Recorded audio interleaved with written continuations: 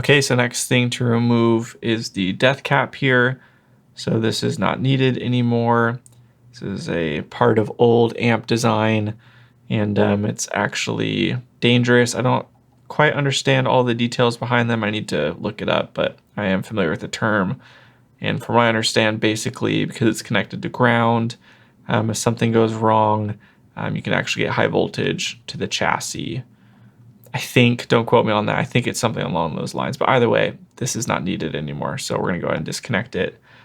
I'm not sure how easy it's going to be to pull it from here. It looks like it's all tangled, but we'll try and desolder here and then see what happens.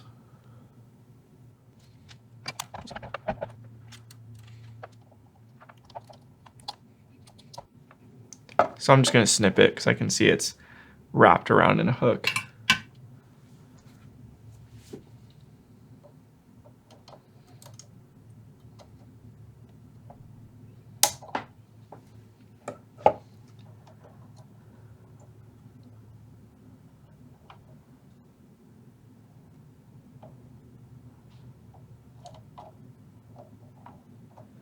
It's going to be really hard to undo it here. It's going to be tricky. Let's see if you guys can see that. Now you want to be able to see with all the wires and everything. You kind of see there.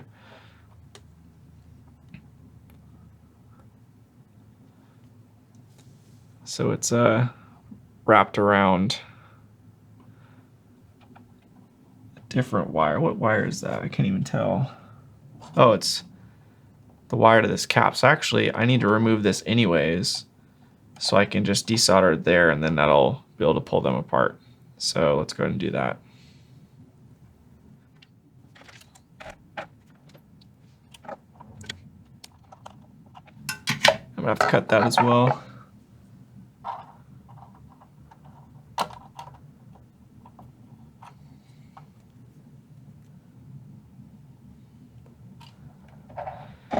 So I don't really know how to give you guys a better view of that. It's pretty tough to see. All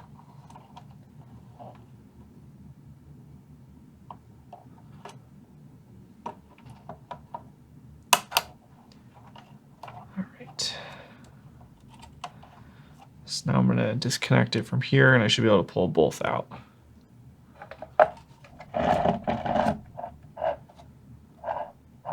Yeah, and this solder connection is just awful here. We'll see if I can just pull it. Actually, I'm going to cut it first. I think that'll be easier.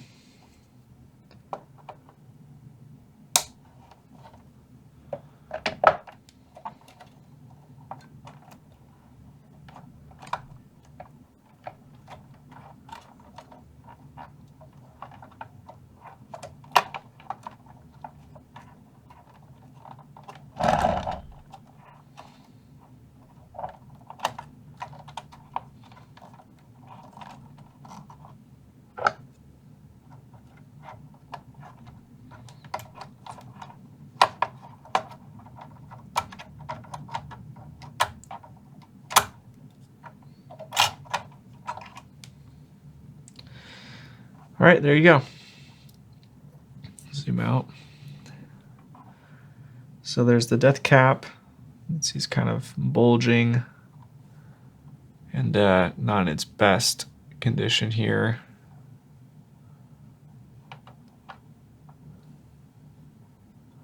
So that would be original to the amp here. And then this was the replacement capacitor. Now the value on this is different than what the amp calls for. So this is a, let's see if I can see it here. 40, looks like 47 microfarad, 500 volt capacitor, whereas the schematic in the amp calls for, I need to pull it up. I don't even have it in front of me, but it's definitely not that. Let me see. Pull up a photo of it real quick. 20 microfarad is what it calls for, and this is 47. It doesn't say the voltage on the schematic, which I find kind of interesting that the amp requires, but 500 volts is a safe amount. It's overkill, honestly, but from what I understand, that's fine. So I just went with 500 volt, 22 microfarad replacement caps from F&T. So one of those is going to go here. The other one will replace that. So let's go ahead and do that now.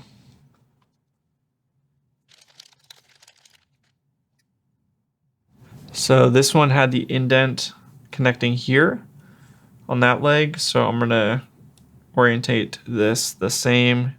You can see it's a good bit smaller than the Ruby branded one that was in it, but they actually look very similar. So basically I just need to connect this here and this to ground. Before I do that, I'm going to try and figure out what's going on here and clean this up because it looks like a mess. I'll zoom in so you guys can see it better.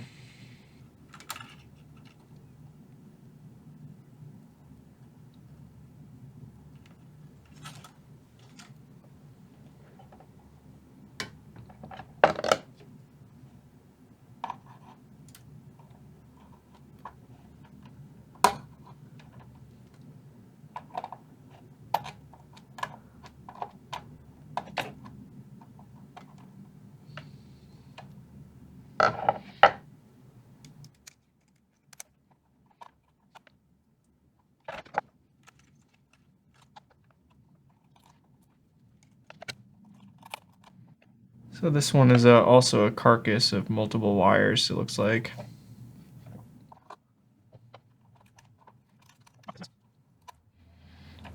Wow. I don't know if you guys will be able to see how much excess solder there is on that. That's insane.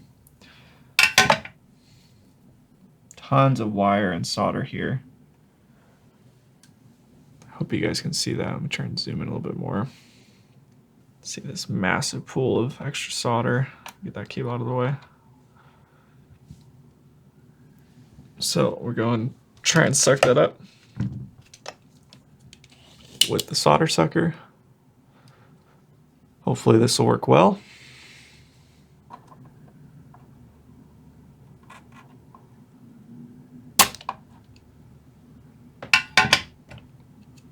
All right, so now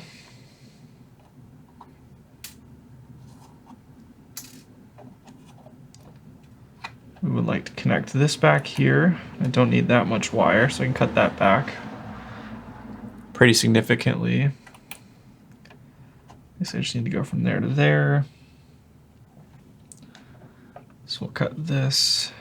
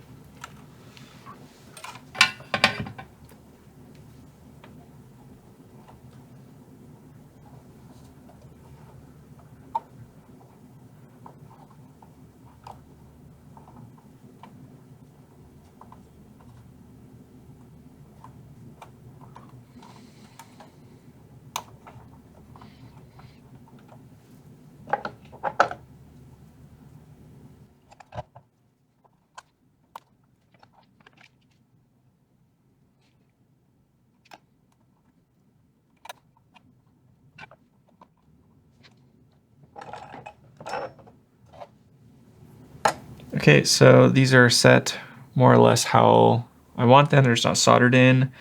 Now I've got the cap here, and so I need to connect this to there, and then this end to ground. So I can go here, or I can flip it the other way, connect there, and here to a different ground, like here or here.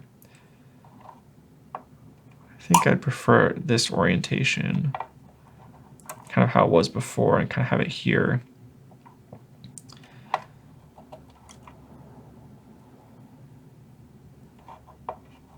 Something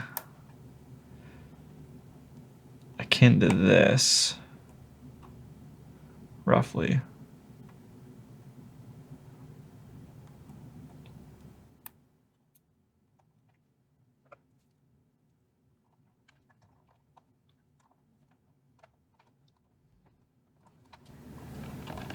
something like that. And this side goes there. And that side will go to ground. So let's go ahead and I think that'll be good like that.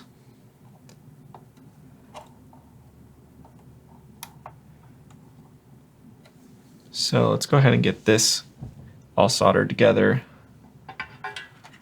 It's a bit of a tough thing to solder, so much going on here. We'll do our best.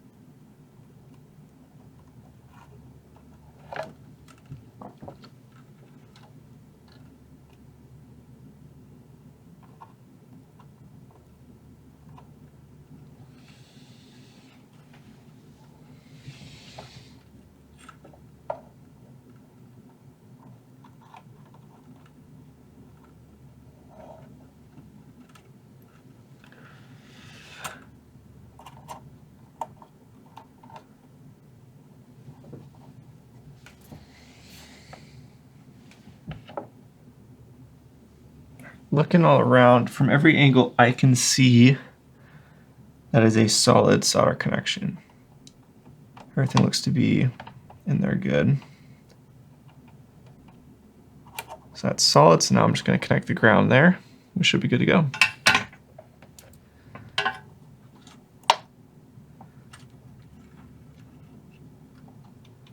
So the toughest part here is, should be a hole, but this green wire is kind of taking up a lot of the room.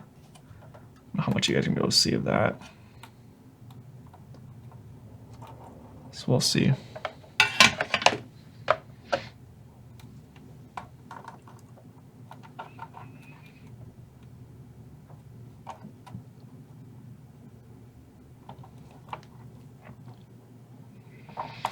So my plan is just to see if I can poke it right through like that. We'll see though.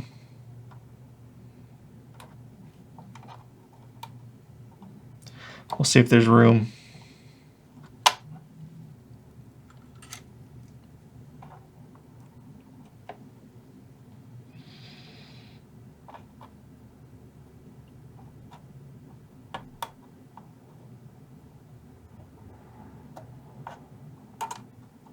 Oh, damn it.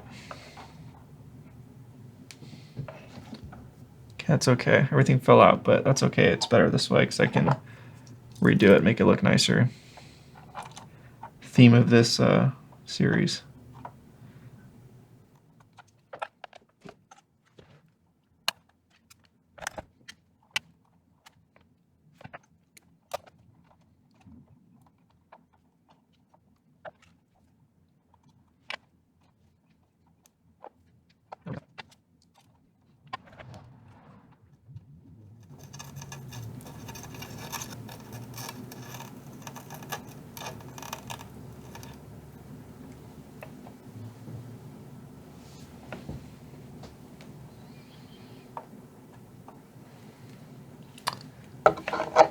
All right, I'm not happy with that.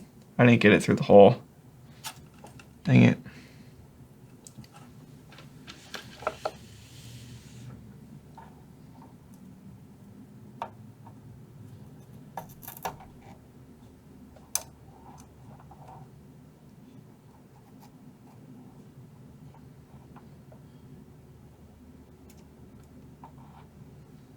Part of me thinks I should just solder on a new separate ground for this.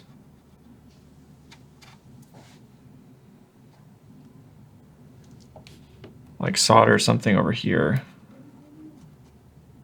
That's totally separate. That might be better, honestly. All right, I'm just gonna do that. I'm just gonna solder a new connection to ground straight to the chassis. So we'll leave that off and let's go ahead and swap this one now.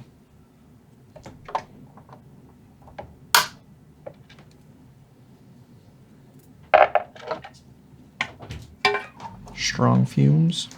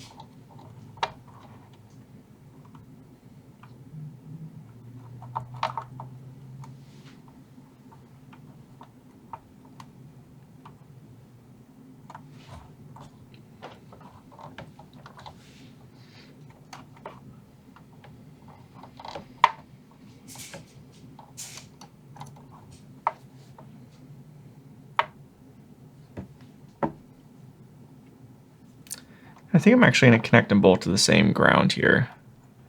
It looks kind of cool having them both cross over like that.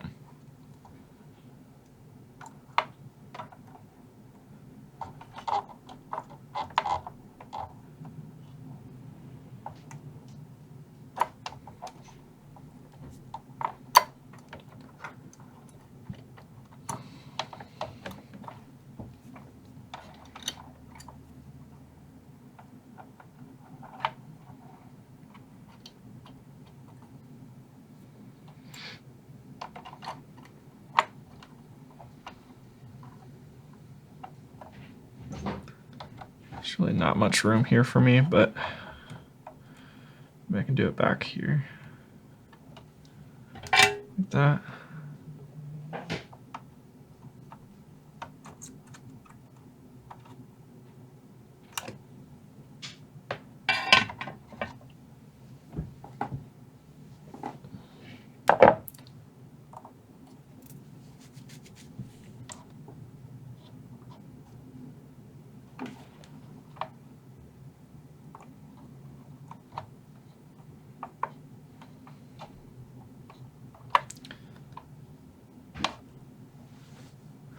All right. That's where we're at. So we got the 2 filter caps in here, cleaned up this wiring, all that's good to go. Everything looks good to me. This wiring around here on these is not the best, but it's fine. This wiring here is not the best, but it's fine. Everything I've touched, I think, looks pretty good in my opinion. This is a little long. I could probably cut this and redo this one. I'm not really concerned about that right now. So the last thing, if I'm looking at this correctly, the last thing I have to do to this amp, apart from cleaning up a couple solder joints from the previous guy, is connecting this ground. So I can either try and connect it here to where I've already got these 2 grounds going, or I just go directly to the chassis. And I think what I'm going to do is just go directly to the chassis. So I'll just bust out the beast and create a new solder joint here for the chassis ground, and that will cover that. Super excited, we're almost there. So close. So the last little bit of the puzzle is connecting this to the chassis for ground. So I'm just going to go ahead and mock it up. I think I'm just going to kind of have it like this. Just going to go here, so it's just got its own little spot kind of away from everything. And so we'll just go ahead and do like we did before and sand it down.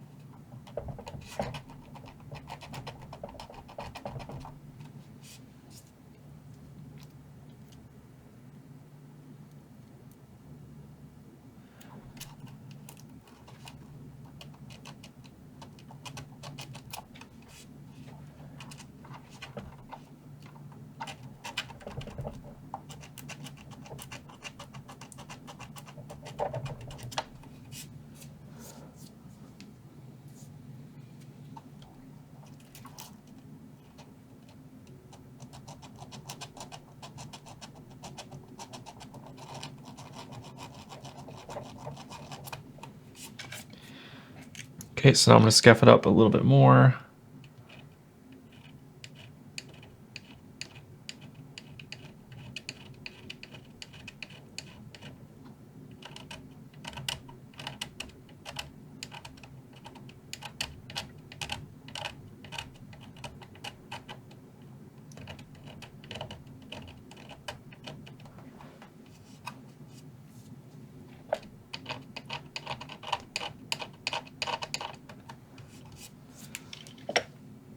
Last but not least, we will go ahead and clean it with a little bit of lighter fluid, naphtha.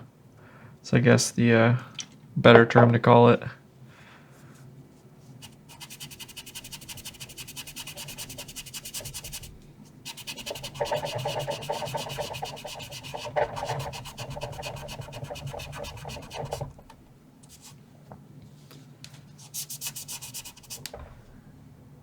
All right, so that should be good to go now. So that'll go about there. And now we just need to add solder, get a pool going there, and then we can add the wire after. So we get a bunch of solder prepared, get the beast out.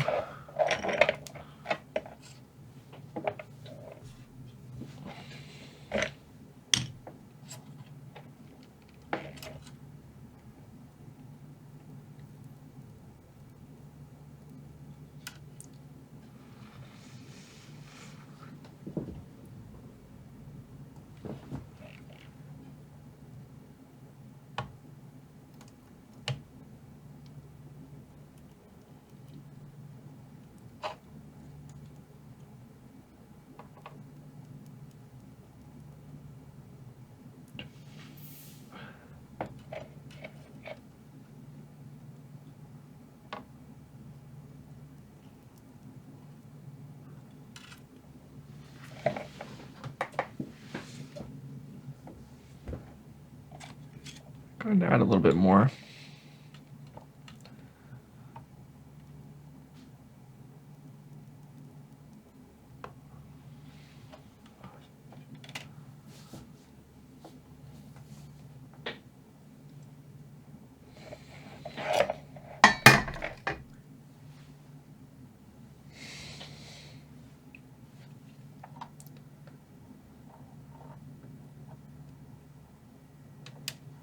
So now this is the tricky part.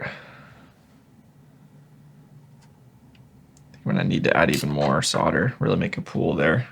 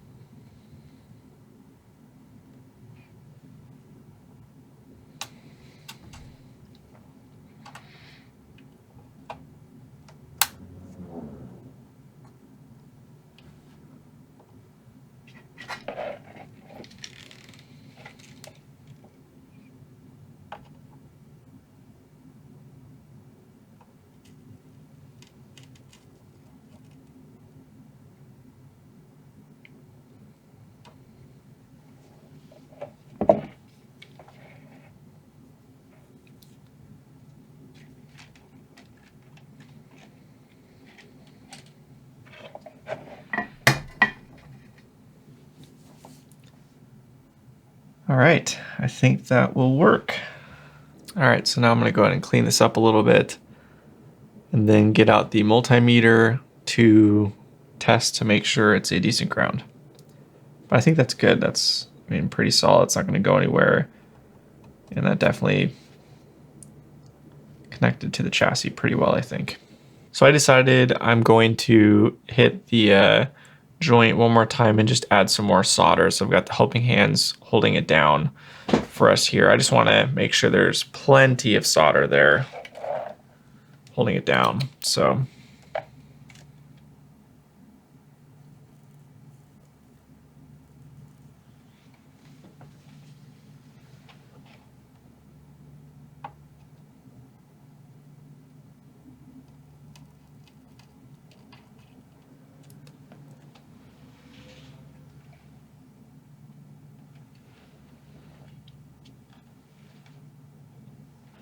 and that looks better to me.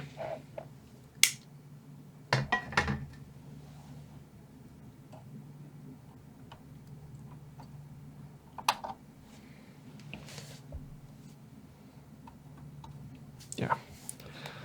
All right, I think that's it. So now I'm going to grab the multimeter and we will do a test to see if we're getting continuity between the chassis and the ground on the 3-prong plug.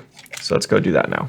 So we'll go ahead and connect one end to one prong here, and then I think it goes to this black one. Let's see. So that's correct. So it will not work on the other two. This one then should go to the white. It does not go to the other two, which means that this one right here will be the green. So we'll just kind of hold that as tight as I can. Now, if I touch anywhere on the chassis, it should work if I did this correctly. Okay. And if I touch elsewhere, perfect. So that seems to have worked. If I touch any ground anywhere else on the chassis, it'll work. So even if I go